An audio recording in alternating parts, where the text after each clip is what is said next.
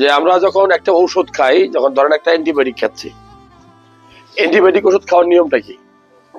এরকম কিন্তু আমরা অনেক সময় যে খালি পেটে অ্যান্টিবায়োটিক খেয়ে ফেলি, বা অনেক সময় অনেক মানুষ আছে একসাথে অনেকগুলো ওষুধ পরে। ধরেন আপনি অনেকগুলো ওষুধ, প্রেশারের ওষুধ খান, ডায়াবেটিসের ওষুধ খান, ব্যথার ওষুধ খাচ্ছেন, একটা ভিটামিন খাচ্ছেন, কত রকমের ওষুধ আমরা খাই না? ওষুধ খাওয়ার নিয়ম কি? ওষুধ কি আপনি একসাথে 4-5টা ওষুধ একসাথে দিয়ে, কিন্তু আমরা নর্মালি কিভাবে খাই? এরকমই তো খাই নাকি? কি বলেন আপনারা? নর্মালি 4-5টা ওষুধ আমরা একসাথে কি খেয়ে ফেলি। আসলে ওষুধ, প্রত্যেকটা ওষুধের কিন্তু একটা নির্দিষ্ট ভলিউম বা সারফেস এরিয়া বলি আর কি।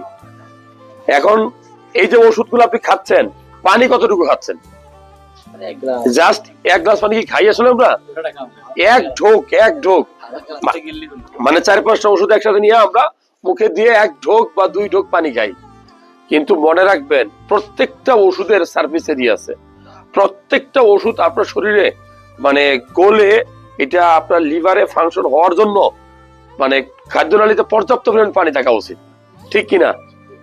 এই যে আপনারা ডাক্তার দেখান, ওষুধ অনেকগুলো কিনেন, খান, অনেক সময় ওষুধ রিয়াকশন করে আর ভালো লাগে না, মাথা ঝিমঝিম করে, পেটটা ফাঁপা থাকে, ওষুধগুলোর ওষুধ পরে থাকে, আপনার টাকা গেল। কিন্তু আসলে কি কারণে গেল? আপনার না জানার কারণে, আপনার খাওয়ার সিস্টেমটা ঠিক মতো না হওয়ার কারণে, ঠিক কিনা?